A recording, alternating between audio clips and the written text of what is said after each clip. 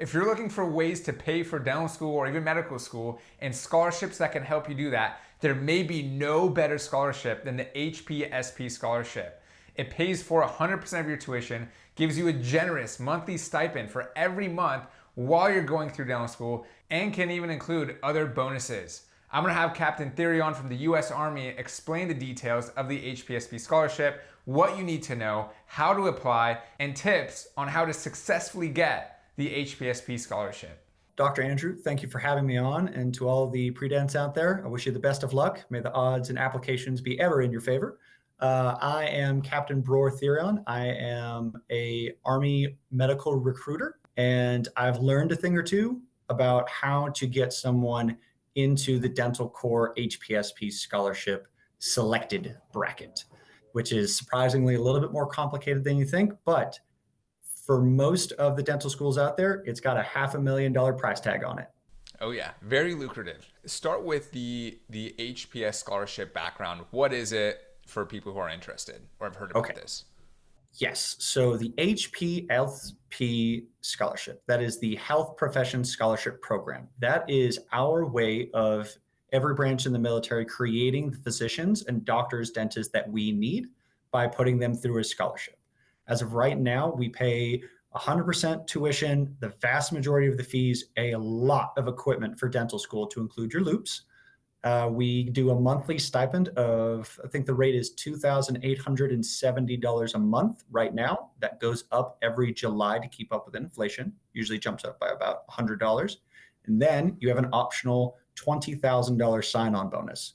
Most people decide to take that if they're getting a 4-year scholarship. If you're in the cycle right now and you're trying to wait for that letter of acceptance, we find the best timing to do this is the moment you apply to dental school is the day you need to find one of us, because it takes about 45 to 60 days to build a packet. We don't want to burn anybody out. We want to make sure you have room for interviews and everybody's able to do this in a calm, controlled manner. Got it. So apply essentially when you apply to dental school, and the next best time is as soon as possible. Best time to plan tree was yesterday. The next best time is today. Yes, do not wait until you have that letter of acceptance, because most of you guys are getting those in December. There's not a lot of time to make the deadline. And in terms of timeline, they need like decisions for the HPSP scholarship program or when? Decisions. So we will release our board results usually a month or two after the board convenes. So ours happens in the early part of February. You'll probably receive your notice at the latest March 15th-ish. And that applies for most of the other branches. But traditionally, the Army comes out a little quicker than the other two. Got it. So it's like ideally the student has their acceptance in December, and about 3 months later, they're going to know whether they have the HPSP scholarship or not. Absolutely. Cool. So then in terms of obligations, someone signing up for a military scholarship and this program, what are those obligations in terms of what the pre-dental or like dental student has to do either before, during, and I suppose after starting dental school? Okay, so the easiest way to think about this is there's a lot of combinations to make it happen, but the easiest rule of thumb is for every year of scholarship that you take, you owe 1 year of service active duty as a dentist. And if you were to take on a specialization such as a residency, that timeline kind of shifts to the right. It all depends on the residency, but the rule of thumb is for every year of scholarship is how much you owe me on active duty. Yeah, 4-year scholarship, they owe 4 years of service. There you go. Let's continue on with that. I'm in dental school. I got the HPSP scholarship, and I'm, let's say, in my second or third year. I'm thinking, you know what? I think it sounds kind of cool to specialize, and I want to pursue that. What does that look like? Are HPSP scholarship recipients able to specialize? Are there certain specializations that they can or cannot do? How does that work? Yes, so that is actually really cool. Right, going into your 4th year, we will allow you to apply for a residency. We have oral maxillofacial surgery. We have orthodontics, endodontics. Quite a few of the specialties that you can think of, odds are we have a slot for it. And while you're in that residency, you'll be an active duty officer, but you're in a student status, so you're not deployable at all. But you're probably clearing six figures while you're in that residency. You have full TRICARE benefits. You have 30 days paid vacation plus federal holidays. It's nice. And a lot of people like to take up that opportunity because they look at it and they're like, okay, I get $500,000 of debt totally taken care of. I had a decent quality of life while I was in dental school. Now I can make six figures while going through residency.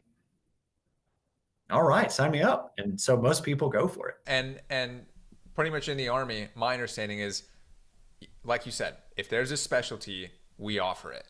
Yeah, whether it's ortho, endo, perio, oral facial pain, etc.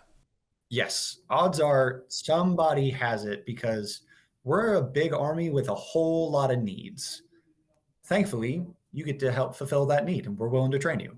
Are those dental students allowed to apply to residency programs that are not affiliated with the military? So, understanding is there are residency programs just for like the Army or the Yes. military, and then there's your typical residency program that's affiliated with some university, with the dental school. Yes. Okay. So, Can they apply to either? Is it no, you can only apply to the Army residency programs? yeah, so we keep it just to Army programs. We are very protective of you, and that is because we have very high pass rates, and we do not want anything to potentially get in the way of that. So we are going to fully support you with healthcare. We're going to fully support you academically, and we're going to pay you well. And because we have built such a robust curriculum with that, there's not really a need to allow you to go to a civilian residency. I know that sounds weird, but you're going to get the bang for your buck with us. If a dental student is to think, I'm going to go into one of these military residency programs, what happens to the payback period in terms of, you mentioned, okay, with the scholarship, if it's a 4-year scholarship, if we're waiting for 4 years of dental school, you owe us 4 years of service. Well, let's say I go to a oral surgery residency within the Army or the military, that's 4 years. What happens in that situation? Now, do I have to pay back 8 years? Yeah, what's the situation?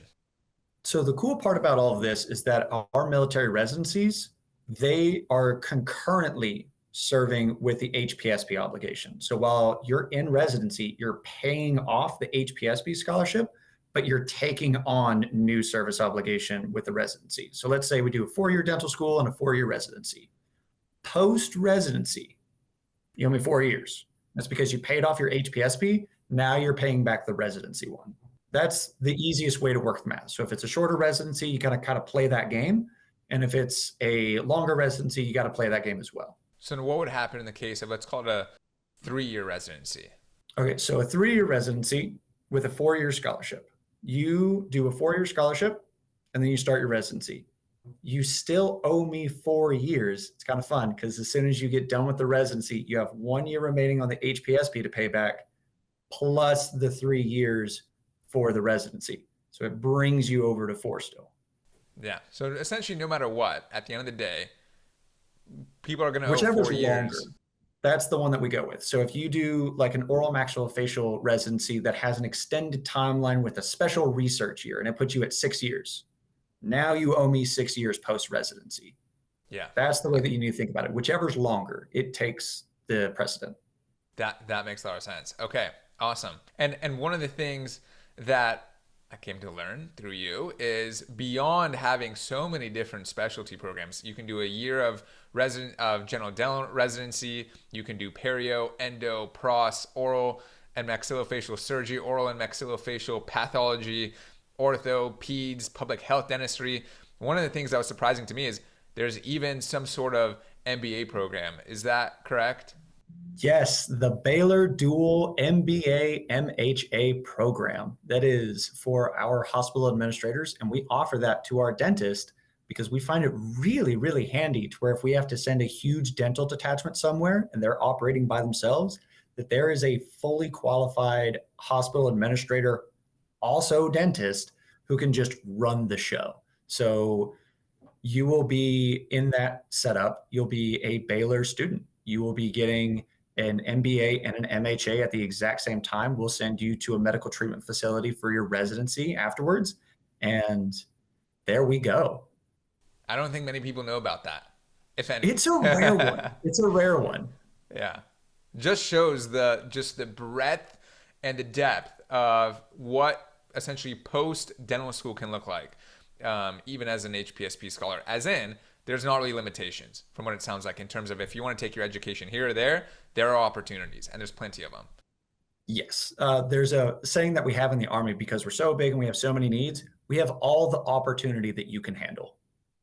Yeah, I like that. In terms of the actual scholarship, how competitive is it? How many seats are there roughly? What are Oof. we looking at there? Okay, so this last year, I'm going to use ballpark numbers here. We had, I think, at least 200 applicants for only 80 seats.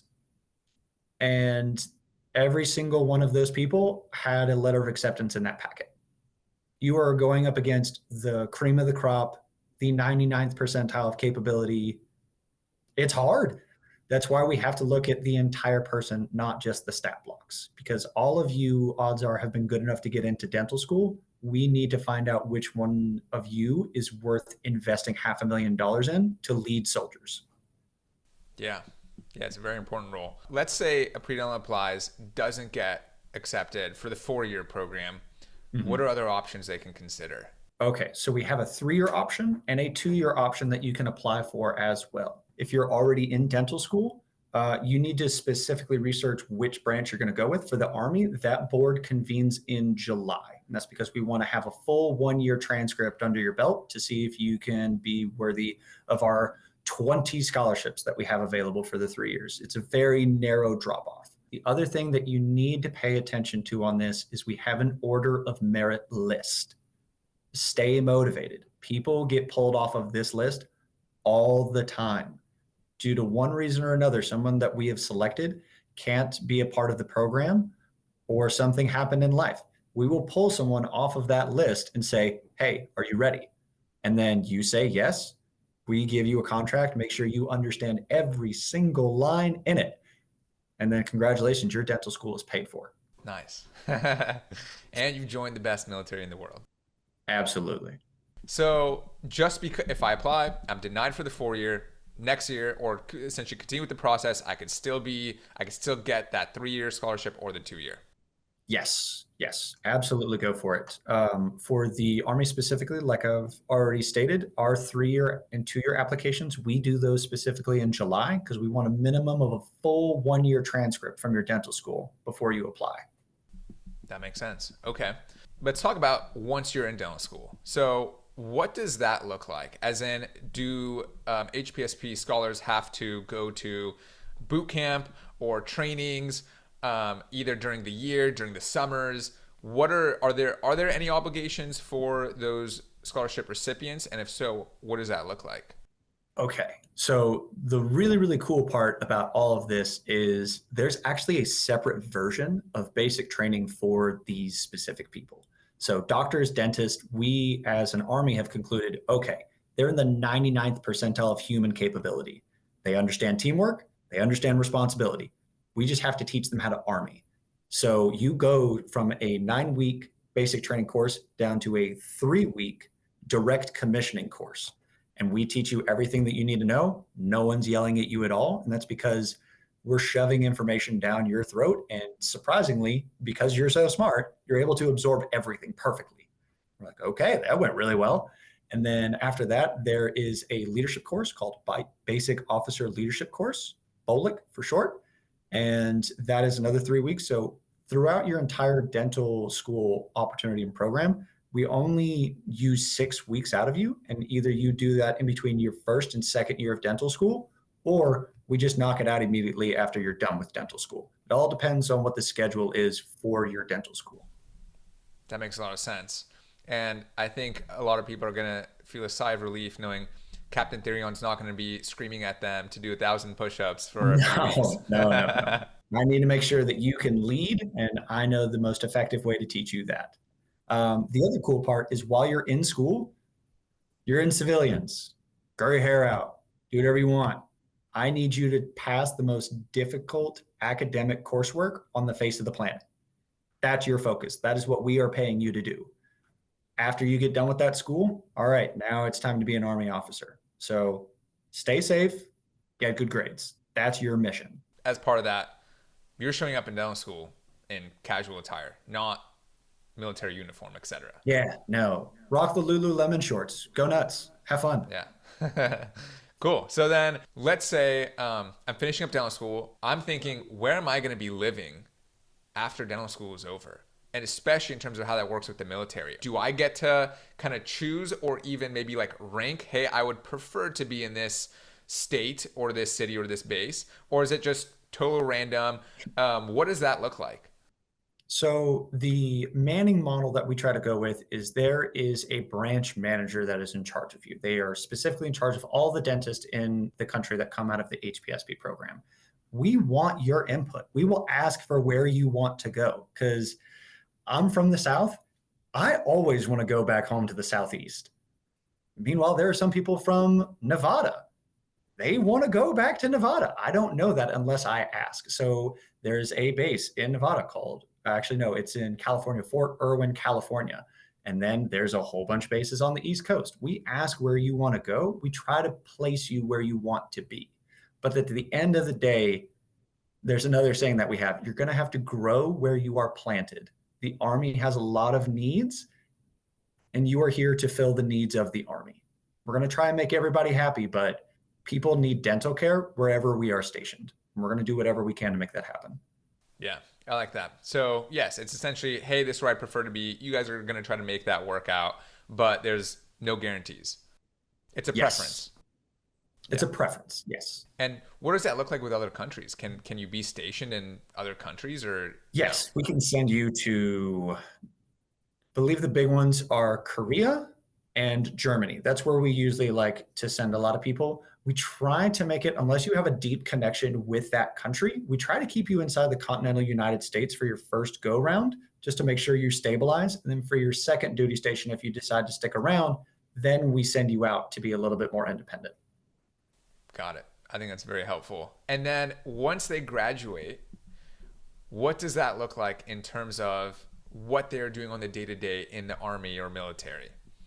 Yes, you are going to be working in that chair. You are going to be a dentist. We are going to make sure that your skills are utilized. Even in a deployed environment, you're going to be a dentist. We're going to make sure that you are worked efficiently as well, though. So while you're not in a deployed setting, odds are you're going to be working from 7:30 to about 4.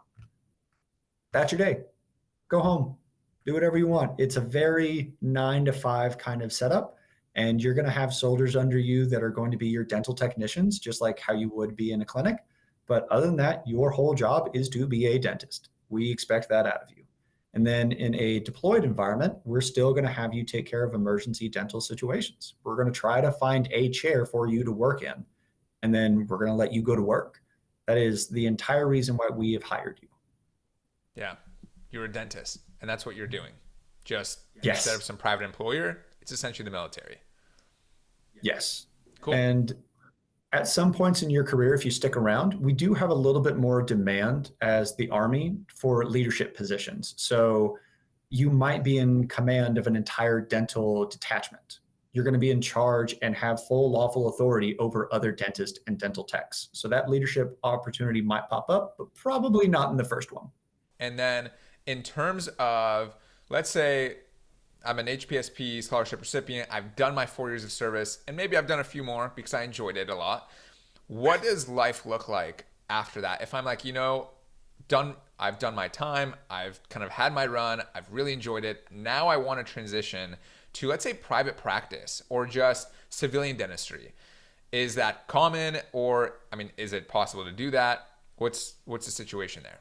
Happens all the time. We have gotten everything that we needed out of you. You have gotten everything that you needed out of us. We can part ways and you go live the life that you want to live. Go be private practice. You don't even have to be a dentist afterwards. You can do whatever you want. You will be a full civilian. The cool part is that you get some veteran benefits. Like you can have a VA business loan. You can do a VA home loan. That's a 0 down payment. That's really handy to have when you're trying to relocate. So yeah, you get all the training, none of the debt, and then you have veteran benefits afterwards. We try to take care of you as much as we can. Yeah, it sounds like it. It sounds very, very appealing. So then This all sounds great. I'm sure everyone's excited to apply. What does Yes. that application process look like? What's required? What are the like the different components? So the big ones that we always need to think about is we need transcripts, we need a physical. That is the big one. We need to make sure that you are physically fit to be an officer in the United States Army. That is a huge one. The next one is we need letters of recommendation. There's a couple of background packets that we need to get done. And usually all of those things put together, that takes you around 45 days. There are people being paid full time to throw that packet together along with you. And that is people like myself, medical recruiters. And in terms of letters of recommendation, what does that look like? How many should pre-dentals shoot for or aim? Is there a maximum like there is in the dental school application? Yes. So minimum of 3, maximum of 5. Aim for quality. Aim for quality. You need to have people say that you are the shining gift to the sun, not, well, they attended class and they got good grades. Cool. Like it needs to really talk about you as a holistic person. Let's say I'm a pre-dental and I'm gearing up to apply and I'm like, you know what? I have 4 really strong letters. I know that. But I have one person who I can definitely ask who will write me a 5th one. And you mentioned try to shoot for 5. But Yes. that 5th person is, I think, going to write me maybe a somewhat generic letter, or it's not going to be that personal. And just, that they're not going to paint me as a shining star. Do I get that Don't 5th do it. letter or no? Don't put it in the packet. We Okay. want start to finish. You are excellent. You are a leader. You are about to be the greatest dentist that the Department of Defense has ever seen. That's Yes. the narrative that you need to paint, and you don't need to have one single letter that says otherwise. And then what about the statement of motivation? Essentially, in pre-down vocabulary, a personal statement, more or less. Is that right? Yes. So the statement of motivation is a little bit different from a personal statement. The advice that I like to give my applicants is I need you to take this personal statement that you've been working on for months, and I need you to add in why you want to be an army dentist. I need to be able to tell that very easily of why you want to be a leader, a dentist, and an army officer. It needs to say all of those things. If it doesn't, all right, maybe we need to tool it a little bit because you're not just going to be a dentist. You're about to be an army officer, and it needs to reflect that. So do not just copy and paste my dental school No, personal statement. do not do that. It ends badly. Yeah. Okay, perfect. And then in the dental school world, the personal statement matters a lot. It carries a ton of weight. It can make up for someone that has some blemishes on their application. Would you say with the HPSP program, there's kind of like a similar thing where, hey, a really strong statement of motivation can maybe make up for weaker stats or something like that? Or is it, you know what, we need everything? A lot of these categories that we look at, like your DAT score, your undergraduate GPA, what your letters of recommendation look like, what your extracurricular activities look like, that statement of motivation, they're all fairly equally weighted. And so I've seen people with a lower than average DAT score, they were selected above my people with a 24 on the DAT. Like it is absolutely critical to how you shape your holistic outcome. And that statement of motivation, it matters. It really, really matters. The 24 equivalent to a 490 on the 3-digit scoring system, about a 96 percentile. So there's obviously very competitive people applying for this. Do you have any tips for people who are want to start putting that statement of motivation together for the HPSP scholarship? Yes. The best advice that we can always give is give this to someone and ask, what can you tell about this person? Without knowing whether it's you or not, they need to be able to extract 3 things about you.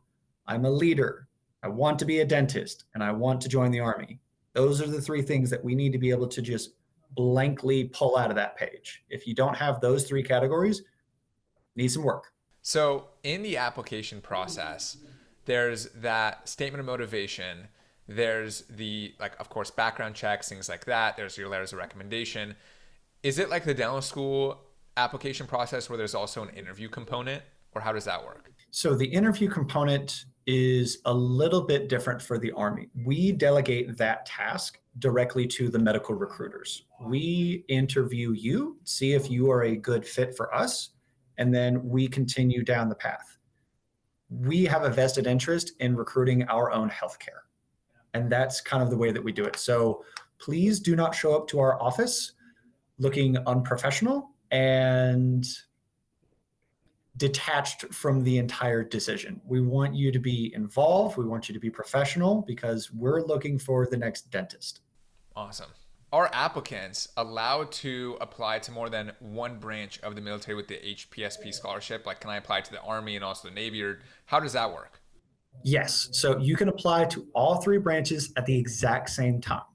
Keep in mind, if your packet is strong enough to be accepted by one branch, you're probably strong enough to be accepted by the other two as well. So try to make the decision before you apply because you're just tripling the work and it's a lot of it because we're all going to ask you the exact same questions and it's a lot of time. So make your decision beforehand and then go for it. Okay? What do you think the benefit to the Army is, or why apply Army as opposed to Navy or Air Force? So the phrase that I mentioned in the past is going to be the phrase that comes back here. We have all of the opportunity that you can handle because we have so many needs. So I'm not too familiar if the other branches offer a dual master's in healthcare administration and a master's of business administration. We have the most possibilities. That's why I love everything about the Army because if I can think it, odds are somebody's doing it and I can get there too. Awesome. Army it is. All Army. Yeah. Okay, and then one of the other things that you mentioned for the HPSP application is a physical. What is the physical generally composed of? What are we looking at? Okay. So with a physical, we can send you to a medical treatment facility on a military installation, or we can send you what's called a MEPS, Military Entrance Processing Station. We're going to pull some blood work. We're going to do a urine sample. We're going to have you walk in a certain way. It's called a duck walk. We're looking for physical impairments. Big disqualifiers that we often find are not able to meet the height and weight standards. We have major orthopedic issues that affect your ability to be mobile or develop strength, just standard things across the board. But this is the biggest advice that I can possibly give you. Don't screen yourself.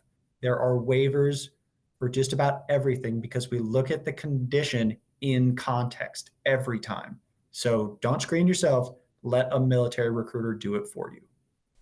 Got it. And are there certain disqualifiers that you would say are up there, or what are maybe even some of those disqualifiers that may be disqualifiers, or the person may almost like we self-diagnose, self-disqualify, but then maybe aren't actually true disqualifiers in the sense there can be a waiver, it sounds like, for some? Yes, perfect example. I had an applicant last year has asthma. They had an inhaler prescribed. The thing that they were missing in the context, they were a Division I cross-country athlete. Their respiratory fitness was just fine, and they haven't had any issues and have never used their inhaler in the better part of 10 years. That's why we're looking for the in context, because if you have uncontrolled asthma, you're disqualified. But because we looked at it in a holistic approach, that person is sitting pretty and on a full ride. Yeah. Okay. So yes, do not self-diagnose, do not self-disqualify. Your advice, reach out, start the process and see what. Yes. Yeah. Okay, cool. So I feel like there's a lot of misconceptions that people have or that they may think in their mind or they hear through the grapevine, and there's so many rumors, I feel like, that go through the grapevine that are just not true. Sometimes the more flagrant the rumor is, the more it spreads, which doesn't help us. What are some of those misconceptions or maybe even like rumors that you have heard through the pre-dental students or pre-med students who you've helped out through this process in regards to the HPSP program or like military life, whatever it is? My favorite rumor to dispel is you have to live on a military base. That is not the case at all. As an officer in the United States Army, you are given a tax-free allotment for housing, BAH, Basic Allowance for Housing. I have been in the Army almost 6 years. Not once have I had to live on a military base. The government gives me a lump sum of money and says, all right, go figure out where you want to live. And I go buy a house. I go get an apartment. I do whatever I need to do to make sure I'm taken care of. And if I want to live on base, if there's openings, I can do that too. But I'm given plenty of freedom. If you had to give a second one, What's misconception, rumor, number Oh, two that you hear? this one's huge. You will be deployed all the time. No, no, you're a dentist. We need you to do dental work, not kick indoors. Very rarely will you be deployed. And if you are deployed, there's a huge year-long rest cycle, year-long workup cycle, and then potentially a year-long deployment. But it's actually like 9 months right now. And while you're deployed, since we're in peacetime right now, we're going to put you in a clinic. We're going to make sure that you are doing what you need to do. So at max, if you stick with one duty station, you'll probably only be deployed once every 4 years. We're gonna make sure that you are being a dentist and taking care of us before we go into that battle. Yeah. Yeah, that makes sense. A prized possession, a big investment. Yes, yes. And You then, are very hard to come by. yeah. And then in terms of the type of pre-dental or dental student that you think would be a good fit for the HPSP program, and perhaps even juxtaposing that with who would not be a good fit, what does that look like? Okay, so big things that we have to talk about if this is something that you're thinking about. Big one, you need to be able to relocate. If you are stuck with, I only want to be in this city of this state, this probably isn't for you. Big army, a lot of places. We need you to be able to go and fill those needs. I need a leader. I do not need just a dentist. You are going to be in charge of people. You wear the same rank that I will. People don't see a dental crest anywhere. It's just, oh, captain. Like you will be a leader as a default. Uh, People that necessarily don't fit well into this, people who don't like structure, people who can't follow a chain of command, and people who are true homebodies. Like if the threat of you leaving your state is just the end of the world, probably not probably not the scholarship for you. So just think about it that way. You are there to be a leader, a dentist, and to be a leader in the army in particular. Yeah, good advice. I Plus, like that. practicing without debt is really, really nice. So if you're interested in that, go for it. But if it's just the money, don't do this. Don't do this. You're going to be taking care of me. I need you to not have any hesitations here. Yeah. So, what if someone didn't listen to your advice and is going through this, which would be don't do that. Listen to Captain Therion. But Listen, let's yes. say they whatever went through this program. They were like, you know what? I think I can do everything that you said. I think this is the right fit. They go through all that rigorous screening, the Mhm. clearances, the background checks, the of course extremely competitive application process. They get the position. They're in year one of dental school or something like that, and they're now thinking, I don't actually know if this is right for me. They're getting cold feet. Can you back out of something like this, or is it, hey, signed, sealed, delivered? You're doing this. You've signed the dotted line. There's no backing out of it. What's like general advice there, just so people really understand, um, this process? Right. So the contract is a legally binding contract. It is something that we go through with you line by line. We make sure you understand every single letter that is in that contract before you sign it. If you're in that first year and you're thinking this isn't for me, we're going to try and understand where your objections are coming from. We're going to try and see where we can go from there to help you get the advice, the clarity, or anything that you need to continue down this path. Because if you want out, it's going to be incredibly difficult to do so. This is a legally binding contract. And at minimum, you're going to be paying us back every dollar that we have spent on you for the tuition and fees. On the other scenario, if you just don't think dentistry is going to be for you, there are certain courses that we can take to where we can take you on in a different military capacity to be like a hospital administrator or medical service corps officer. There are those avenues to where if being a dentist is something that you wanted, but maybe something you're not cut out for, if that makes sense. But we try to look at everything on a case by case basis. But again, legally binding contract. Do not think that you can say, no, I'm out. Like, that's not how this works. That's not how any of this works. Yeah, good. And it's good for people to know that, especially if they are younger or don't fully understand the commitment. that Yes. you're making, because yes, it sounds like a very serious commitment. And of course, any commitment should be a serious commitment. But okay, good. And in terms of advice that you have for pre-dentals who are either applying or on the fence about applying, maybe we start with on the fence about applying. Mhm. Did you have any advice for them? Yes. Talk to a medical recruiter. The worst case scenario is that you know everything now and decided that it's not for you. Having the information is incredibly helpful. It is my entire job to give you information, not convince you that this is something that you want to do. Application's hard enough as it is. If I had to convince you to do this, you're going to quit like 3 times down the road. That's not what we do here. We give you the information, say, all right, is this something that you want to do?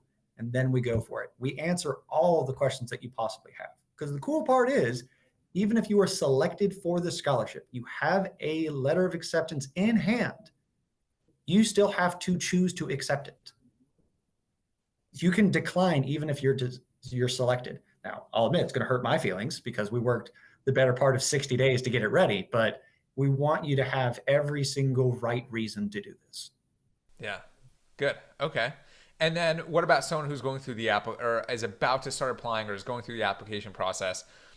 What's your word of advice there? Find someone that you trust. Medical recruiters have a wide array of experiences, and there's a lot of us out there.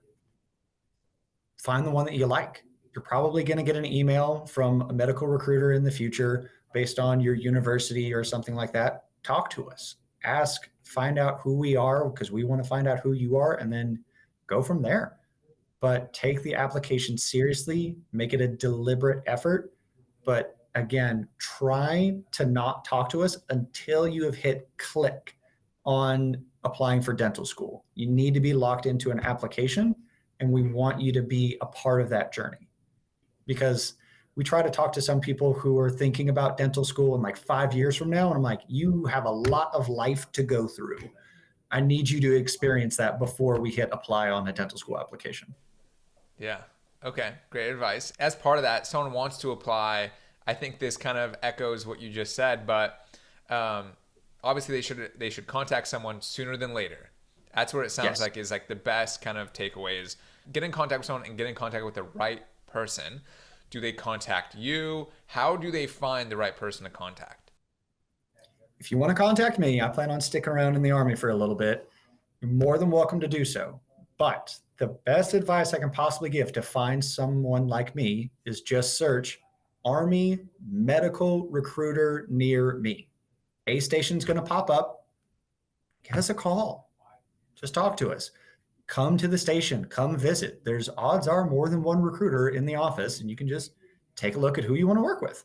That's it. It's nothing crazy. Just find the person that is right for you. Awesome. Well, Captain Therion, thank you so much for taking the time. This has been incredibly insightful. I know all the pre-dentals and maybe there's even some pre-meds watching this or parents, whoever it is, took a lot out of this. We covered a lot of things. And I know if I was going through this process, this is a gold mine. So yeah, I appreciate you sharing all that and using your experience, background, and knowledge and taking the time to get this information out. Yes. Again, thank you for giving me the opportunity to spread the word about our scholarship. It's competitive enough as it is, but again, we want the best people for the job. And to all the pre-dents out there, good luck, Godspeed. I know it's hard, but you can do this. Trust Dr. Andrew.